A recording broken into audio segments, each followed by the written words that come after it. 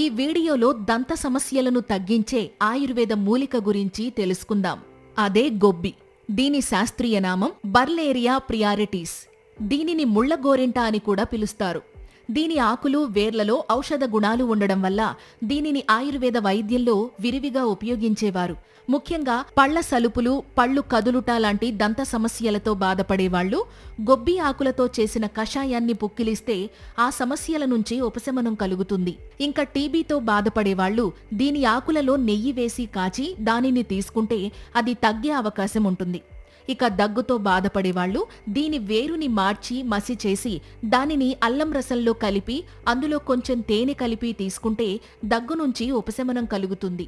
ఇక బొల్లితో బాధపడేవాళ్లు దీని ఆకు రసాన్ని ఒంటికి రాస్తే బొల్లి మచ్చలు తగ్గే అవకాశం ఉంటుంది. అలాగే ఎలుక కాటుతో బాధపడేవాళ్లు గొబ్బివేరు పొడిని తేనెతో కలిపి బియ్యపు కడుగుతో వాడితే ఎలుక కాటు విషం హరిస్తుంది.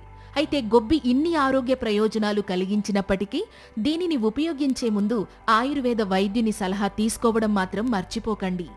ఈ సమాచారం మీకు నచ్చినట్లయితే ఈ వీడియోని లైక్ చేసి మీ ఫ్రెండ్స్ అండ్ ఫ్యామిలీ మెంబర్స్కి ఇప్పుడే షేర్ చేయండి.